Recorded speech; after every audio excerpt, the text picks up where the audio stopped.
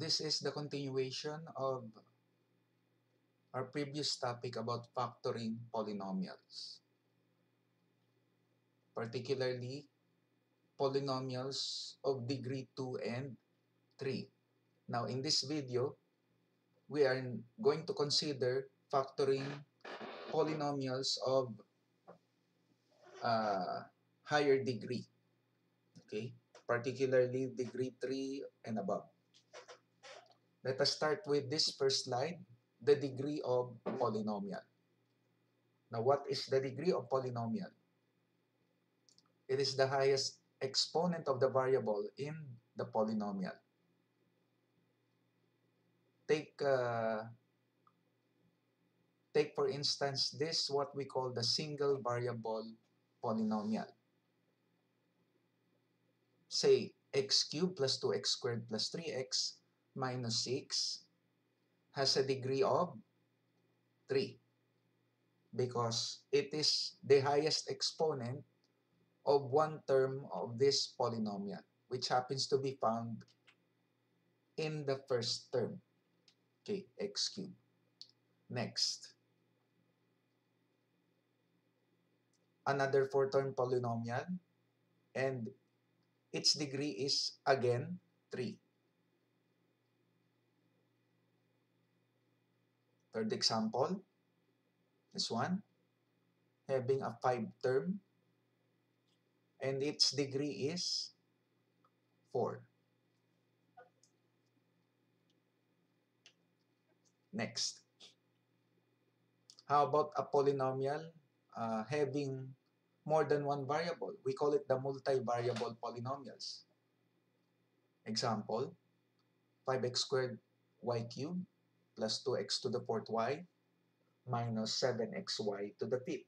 So this polynomial has 3 terms and it has 2 variables x and y. So how do we identify the degree of this polynomial? Now let us investigate. Let us check each of these 3 terms. The first one is 5x squared y cubed. Now what is the degree of this particular term? Second term, third term. That's 2. Now going to the first term, to identify the degree, let us consider the exponent of x and that of y. For the exponent of x, we have 2. And we're going to add it with the exponent of y, which is 3. And what is the sum? It's 5. Therefore, the degree of this term right here is 5.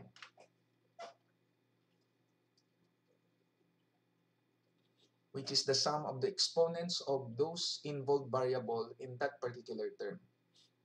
Now, for the second term, let us add the exponent of those 2 variables also.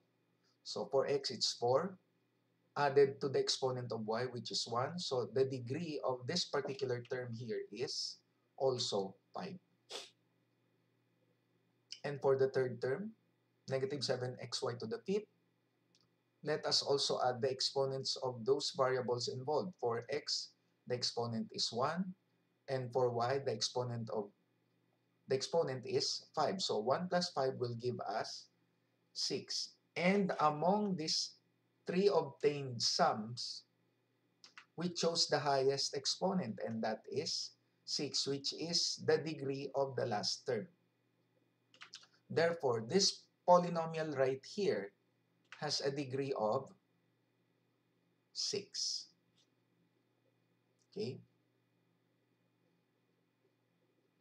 Next.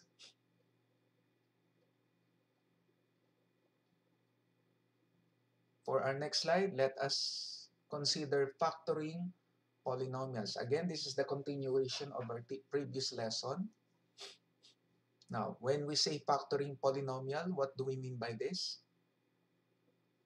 This is what? The process of breaking down the polynomials into simpler polynomials, what when multiplied together equal the original polynomial.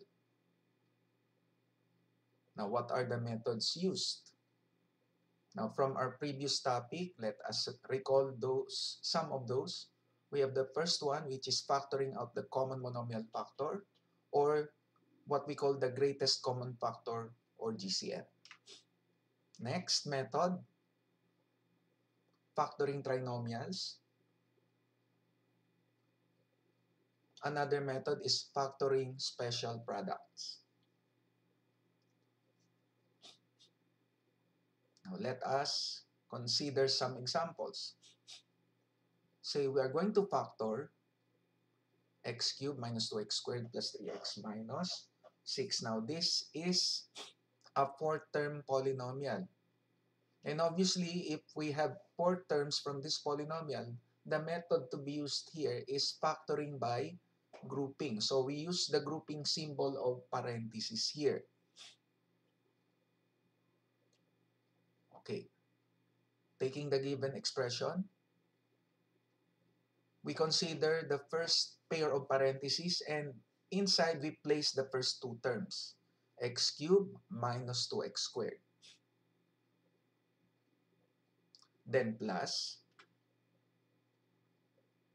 followed by open and close parentheses, and inside we place the last two terms, 3x minus 6.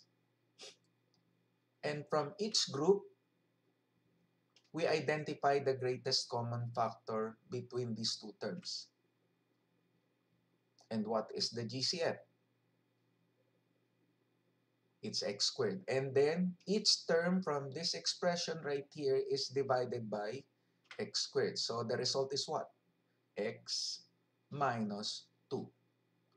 Then, on the next group, we do the same thing. We identify the GCF of 3x and 6. And in this case, the GCF is what? 3.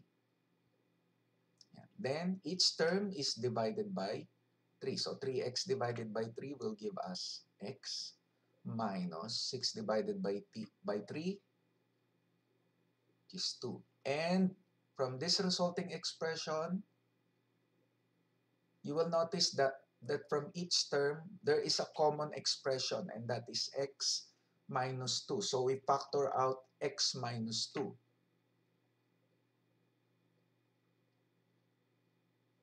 And as a result, at this moment, what is left from this expression is what? X squared plus 3 to be placed inside the second pair of open and closed parentheses after this one.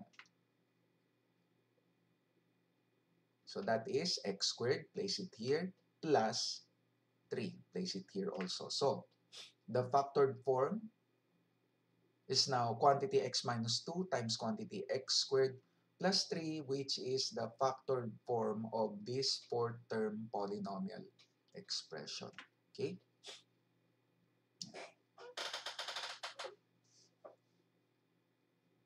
Next. Now, let us consider another case of special products. And we call it the sum and difference of cubes.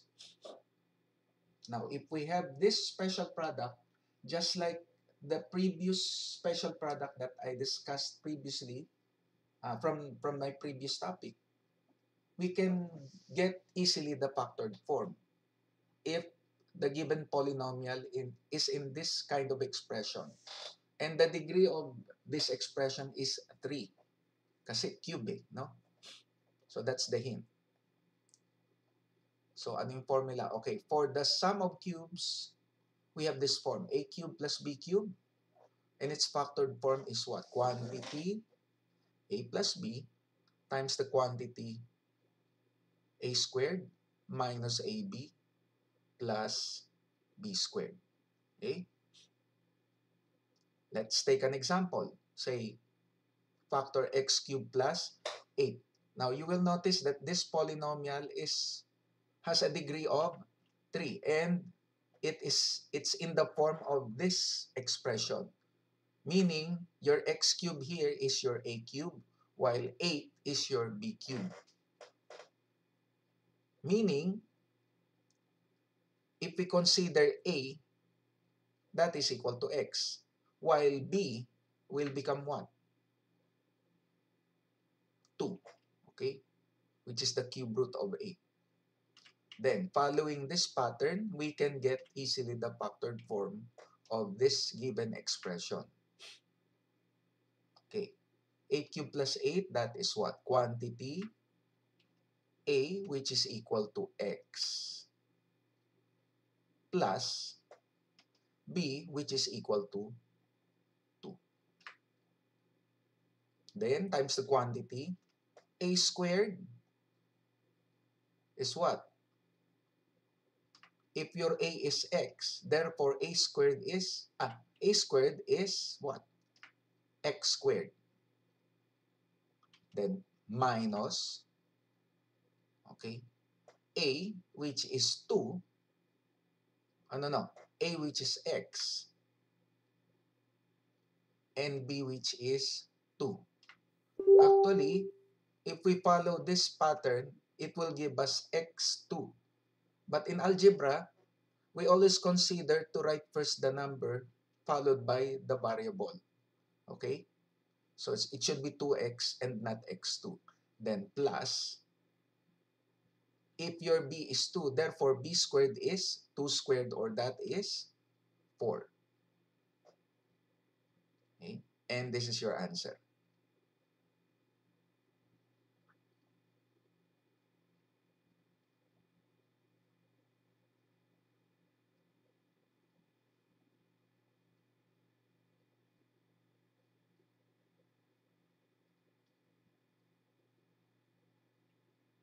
Now, what about the other special product, the difference of cube?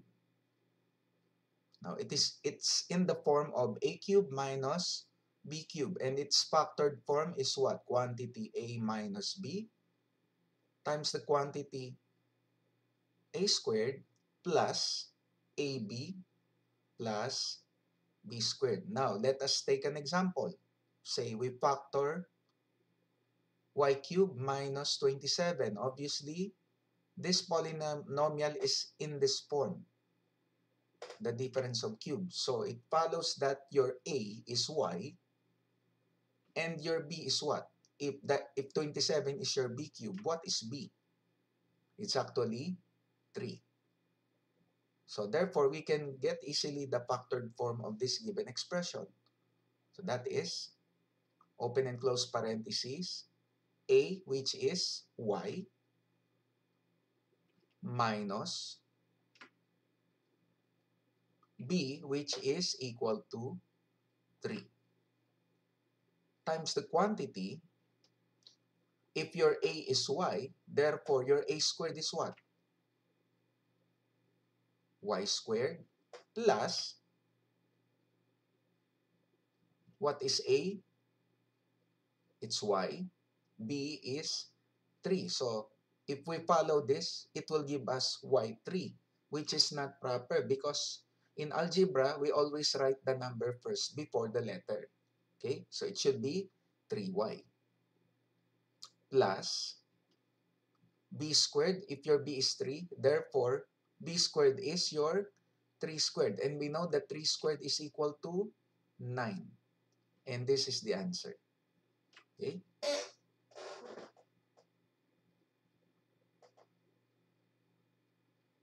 Next. Now, let us consider the next slide here and let us talk about the rational root theorem.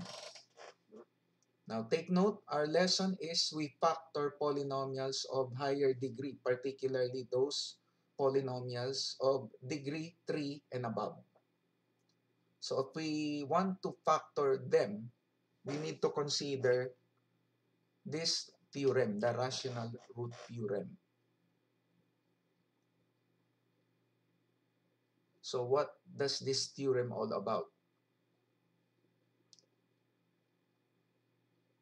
Okay, so if we have a polynomial has a rational root, meaning a fraction, then its numerator must be a factor of the constant term, and its denominator must be a factor of the leading coefficient. Now, let us take an example here.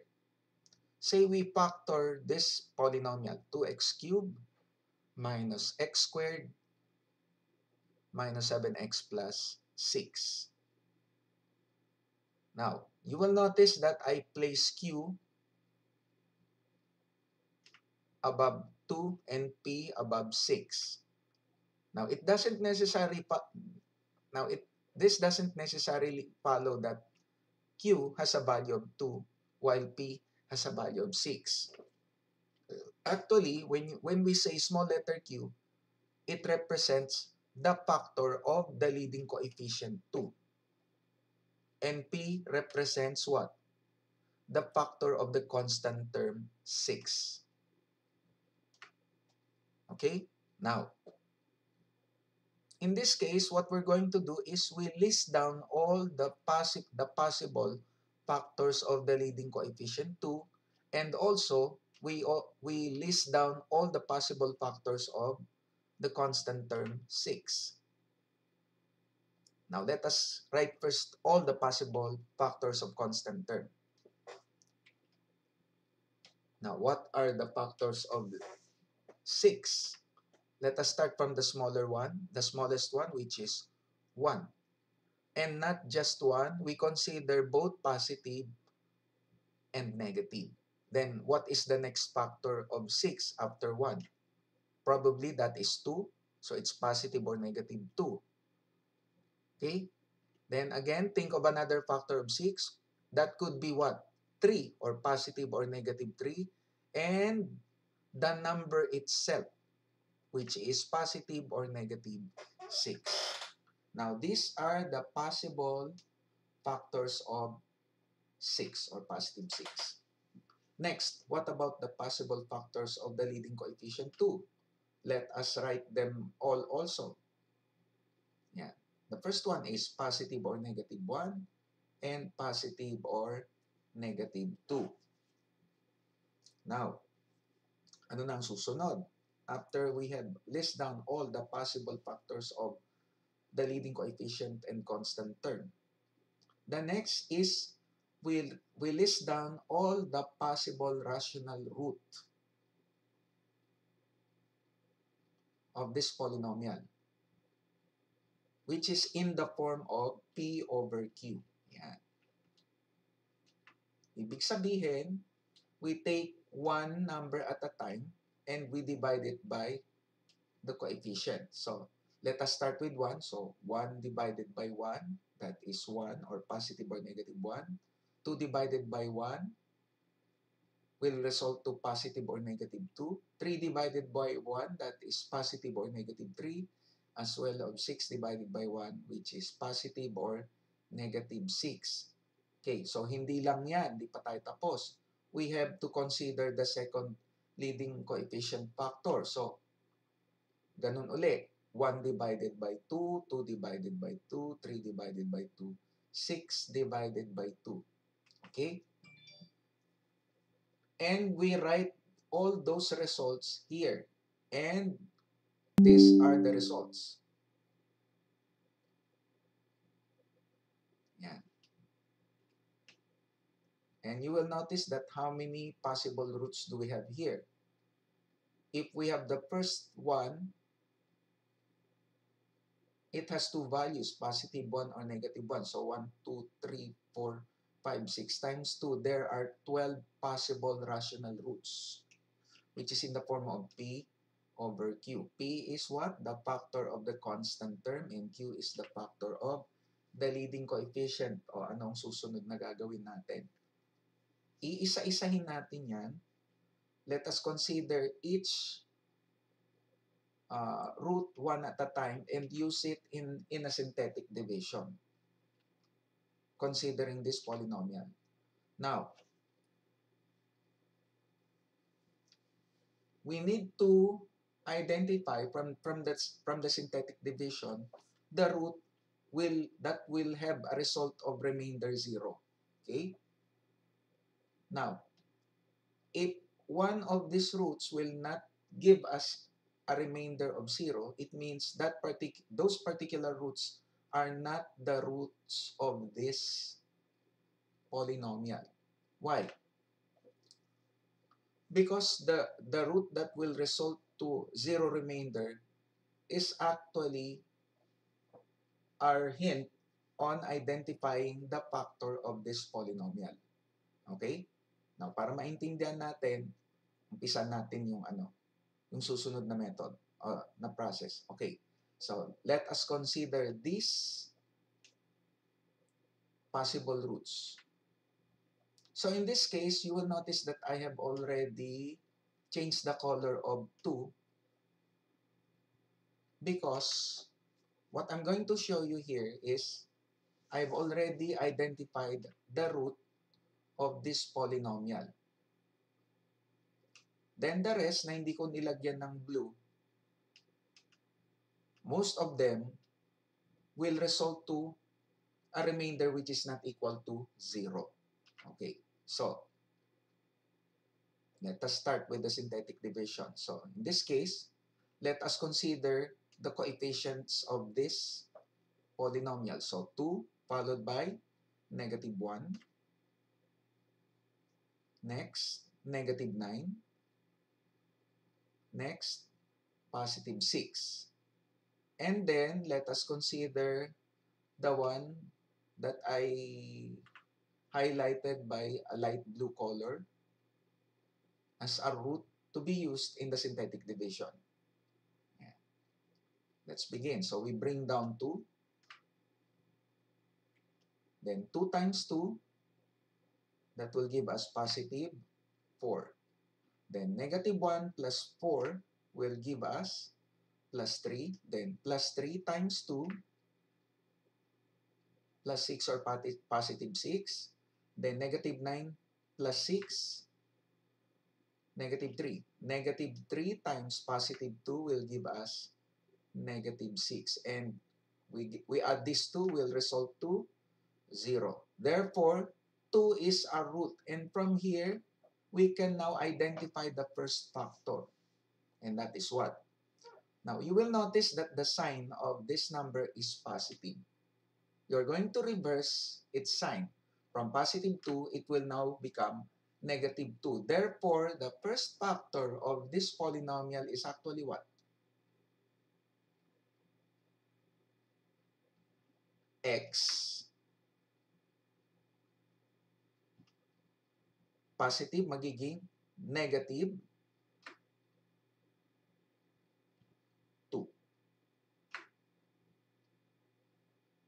Then, we're doing, in what expression are we going to multiply this one to get this given polynomial?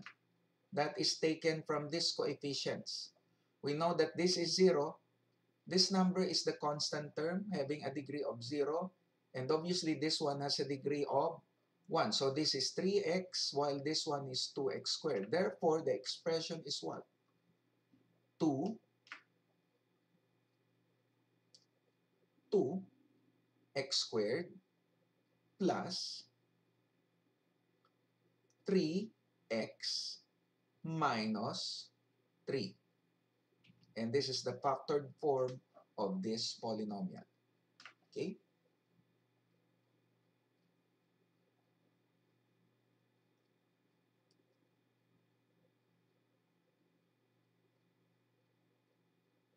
Next.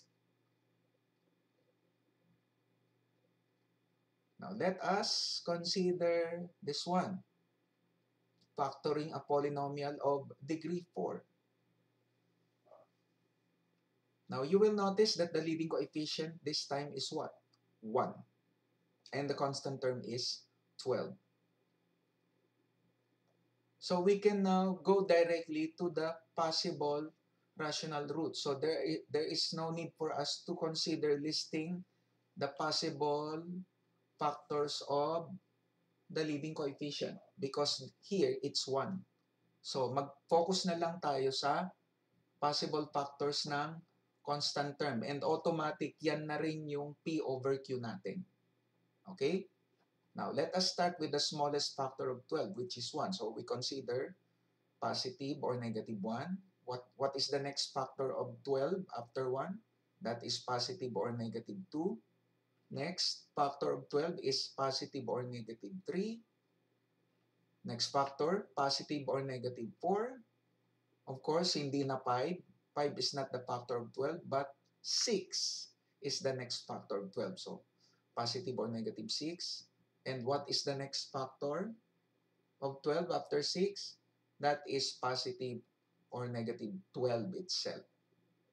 So, automatic, yung possible factors ng constant term, yan na rin yung possible rational roots in the form of P over Q. So, if we're going to count all the values here, so that is 1, 2, 3, 4, 5, 6 times 2. So, there are 12 possible rational roots. And each of these 12 values are to be tested in the synthetic division. And we need to identify the root or those roots that will result to zero remainder in the synthetic division. Now, obviously, what you will notice here, I have changed the color of the first value 1 because from this value, I already identified the root that will result to zero remainder in the synthetic division. Okay, so let us test. Okay, so we drop those x's and retain those coefficients from this polynomial expression. So 1, negative 2, negative 7, positive 8, positive 12. And we start with the root of 1 or negative 1. Okay, so we bring down 1. Then 1 times negative 1, so that is negative 1. Negative 2 plus negative 1, it's negative 3. Negative 3 times negative 1 will result to positive 3. Negative 7 plus 3, negative 4. Negative 4 times negative 1, positive 4. Positive 8 plus 4, positive 12. Positive 12 times negative 1, negative 12. And then we get the sum of these two will result to 0. So it means this is the root of this expression. And from this root, we can now identify the first factor. That is what? X. Reverse the sign. This will become plus 1. So this is the first root, x plus 1. Then, again, we do the synthetic division, but this time, we are going to consider this row of numbers. And try another root. So we have already tried negative 1, so the next number probably is 2. Here. Subukan naman natin yung 2 dito. Yan. Then, let us begin. Bring down 1. 1 times 2, positive 2. Negative 3 plus 2, negative 1. Negative 1 times 2, negative 2. Negative 4 plus negative 2 is negative 6. Negative 6 times 2, negative 12. We get the sum, which is 0. So it means we again we have just chose the right root, which is 2. So from here, we can now again identify the next factor after x plus 1, and that is what? X, positive 2, that will become minus 2. Okay? Then, again, we go back to synthetic division, but considering these rows of 3 numbers. This is 0, so we set this aside. Let us take these row of 3 numbers. And then let us consider another root. So we have already tried 2. Let us try 3. Yeah. Then we bring down 1. 1 times 3.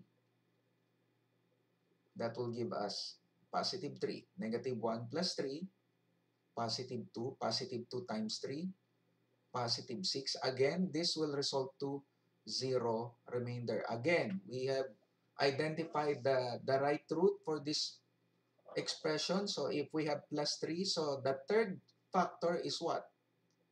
X minus 3.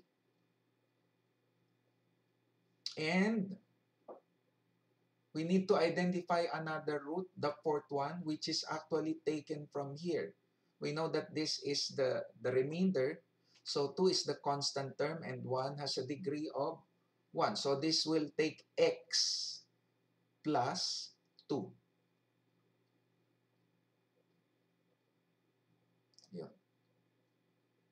So there are how many factors? 1, 2, 3, 4, which happens to be the degree matches the number of factors we have just obtained here. So if the degree is 4, the possible number of factors is also 4. 1, 2, 3, 4. Therefore, the factored form of this polynomial is what? Yun. Quantity x plus 1 times quantity x plus 2 times quantity x minus 2 times quantity x minus 3.